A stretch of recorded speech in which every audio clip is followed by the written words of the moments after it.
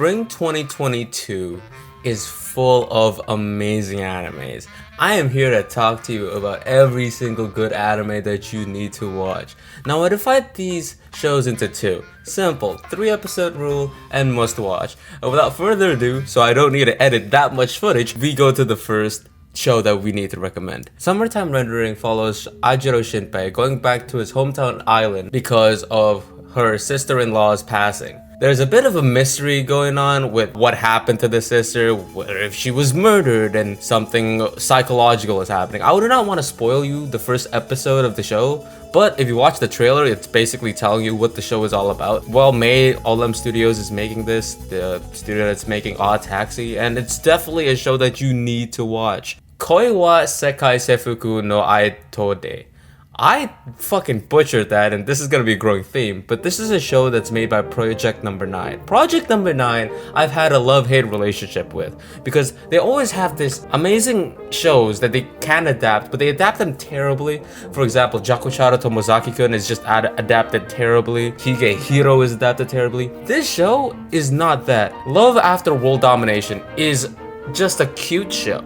It follows this guy, Fudo Aikawa, who's basically Red from the Power Rangers, actually having a relationship with the main villain of the Power Rangers, Maghara Desumi. The chemistry between these two are fucking adorable, dude. It is just truly what makes relationships work. They have this moment in episode 2 where they just have glances at each other and they know exactly what they need to do. It's fucking adorable, it's fucking cute, they're lovable characters, and this show just makes me smile all around, and I think Project Number 9 has something really amazing going for them. And this is honestly one of the greatest shows that's airing this season. Aharen-san wa Hakarenai. I have been hyped for the show for like 6 months now. Since that freaking trailer popped where Aharen-san's just looking like the cutest thing in the world, it got me hyped for the show until now, and this show is worth all the hype. It's cute, it's well made, Billy Productions, shout out to China right over there. This show is just fun. This show is following Aharen-chan, who is as cute as advertised. Raido is awesome, he's a lovable character. The show can dip in production level at times where you look around and oh my god, that CGI student looks so bad, and oh my god, why did they even have this shot here? But at the same time, when the show gets going, when the show talks about Aharen doing fucking dances and shit, it's fucking adorable. It's one of the greatest shows airing this season, and it just truly you must watch the show. RPG Fudousan is set in an isekai. Oh no, not an isekai! This isekai is fucking interesting, man. There's something special about isekais talking about the concept of a fantasy world. RPG Fudousan follows this gang of girls when they just are in charge of a real estate agency, and they recommend areas to other people, whether it's just like, oh, a walrus would want to live in this type of scenario, a mouse wanted to live in this type of scenario. The show is made by Doga Kobo that just looks absolutely beautiful, as Doga Kobo productions tend to do.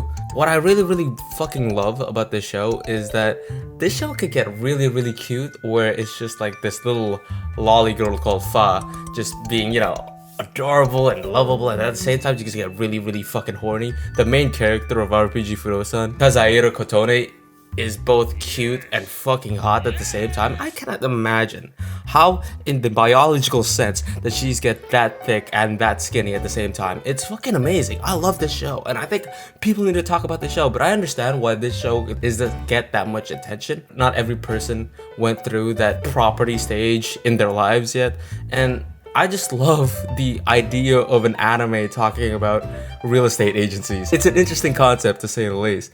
Shikimori is not just a cutie. This has been getting a lot of hype, and I understand what it's coming from. Again, another Doga Kobo production. The production quality is absolutely amazing. It follows these two guys, Shikimori and Yu. They're this loving couple. Yu is just constantly unlucky. I mean, this is one of the most unluckiest person in the world. Bird shit coming over him balls just coming at him over the window. Horrible luck. But Shikimori is always there to just save his ass from death and bad scenarios. These guys are cute, but at the same time, I do not know why, and I'm not that'll swing that way, but like, I don't know why I find you more cute than Shikimori at times. I think that makes it great. I think it makes me love both characters, but I swear to God, I'm not gay. I got a question for you, audience member. Are you 14? If you're 14, you will love Tomodachi Game. Tomodachi Game is the type of show that like thinks that, do you like deep shit? This is the shit for you. Imagine if Saw had less stakes and surrounded by anime characters. This is what Tomodachi Game is. It sucks. It's bad. Tomodachi Game follows these group of forgettable characters. They're in big depth and they're playing the Tomodachi Game to check if their friendship still keeps intact after all of these games, or they just be bankrupt at the age of 17. The debt that these guys got collected isn't fucking major. It's not like millions and millions of dollars. Of course not, they're 17.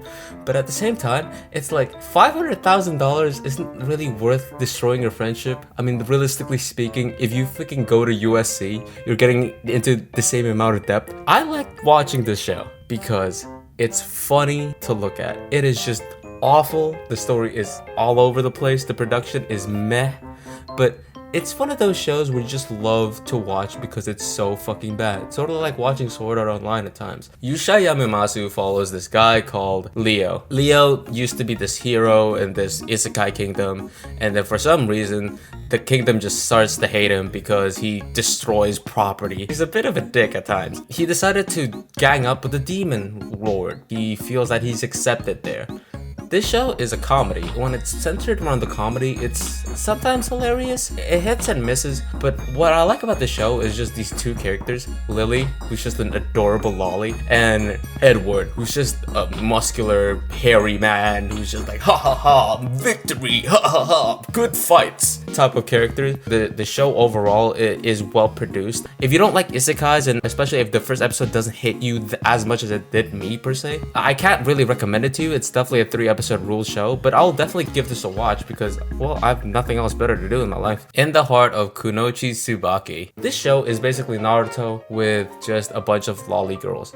This show is cute, this show is horny, and this show is about ninjas. The action is amazing. It's a Cloverwork animation, and from the last season, you should realize that Cloverworks, when they fucking want to make an anime look good, can make an anime look amazing. This is such the case. The show follows this girl called Tsubaki. Tsubaki is horny as fuck, but the ninja village has this very strict rule of not seeing men because men are evil. Shout out to feminism and all that. Tsubaki sneaks out and sees men and just like, oh my god, look at that, men, penises, ugh. She fucking freaks out. The show is more than that. Episode 2 is more revolving around how Tsubaki and her ninja group, they're good friends. I must need to stress, the reason why I recommend you the show is because Benusumomo is so fucking hot. And I get it that she's like about 12. Oh my god, dude, look at this. The amount of smug, the amount of cuteness, the amount of sexual arousal. It just, oh my god, the show is so good when it comes to character design. It honestly has better character design than Naruto. And I get it. Every fucking Naruto fandom right now is just fucking clicking dislike in this video right now.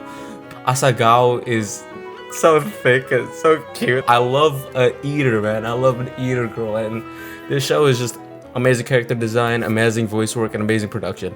Definitely a must watch. Deaimon is the type of show that will probably make you feel really happy after watching this show. It's a failed artist, Nagomu, going back to his parents' house because of being failed artist, running out of money, and his dad recently got a backache. He comes back and finds this little cute lolly girl, Yukihira, who's smug about why is Nagomu leaving the place in the first place. But at the same time, they'll probably end up liking each other, and Nagomu seems like to be the type of character that will end up being the parent for Yukihira. The show could get really dark at times with Yukihira's backstory, but at the same time, Nagomu is just an awesome main character. I mean, this guy is the type of character that just doesn't give a fuck what he needs to do, but he will try his best to make you happy. I love these type of characters, man. These type of people in life is something that you need to look for. Nagumo is just the perfect character of that, the perfect anime rendition of that. He might not be the smartest, he might not be the most talented when it comes to candy making. This show is just heartwarming, and the reason why it's so heartwarming is not necessarily the cute little smug lolly. Actually, it's Nagumo. Kono Healer Mendouksai is not a show for everybody. It follows this girl who is just the perfect amount of smug, the perfect amount of comedy, called Carla, and nobody else in the show matters. There's this guy called Alvin, but he's basically the, straight man of the comedy. If you do not like Carla, do not watch the show. But if you love Carla, you will love the show. Carla is the cutest girl this side of anime, bro. She has this fucking adorable wink that I just can't fucking stop and just look at it and just it's so cute. The voice acting in this show is amazing.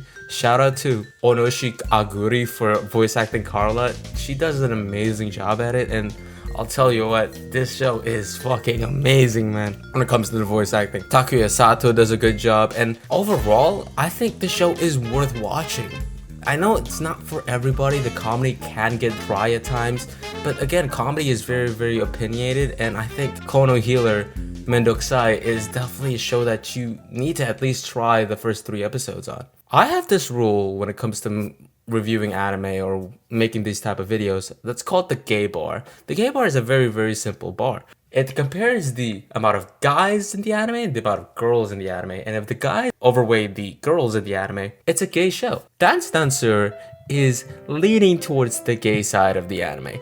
I'm not gonna lie. It's a Mappa Studio production where it's just oozing of passion, and you could tell the production in the show is Mappa's best, and that is crazy to think that it's a show about ballet, about Junpei going back his ballet roots and trying to do ballet with this other very, very homosexual man and this very, very cute girl called Miyako.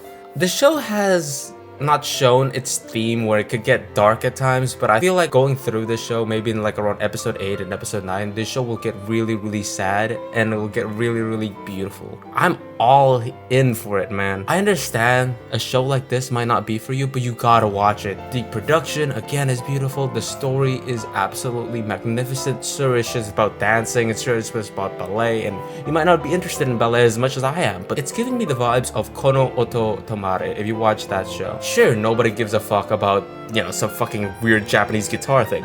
But at the same time, you can't help to love these guys' passion, and you can't help to just love the story more than the actual thing that they're talking about. And last but not least, of course, Spy X Family. Look, man, Spy X Family has been getting the amount of hype that I do not understand where it's coming from. It's ranked 4 in my anime list right now. It's the 4th best anime of all time.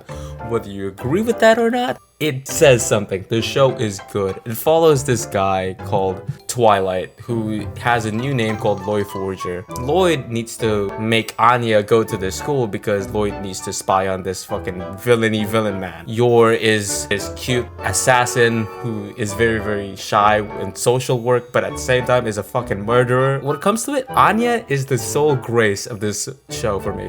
Anya is fucking adorable. She is daughter of the year. She is cute, she is memeable, she is just an awesome, understanding daughter.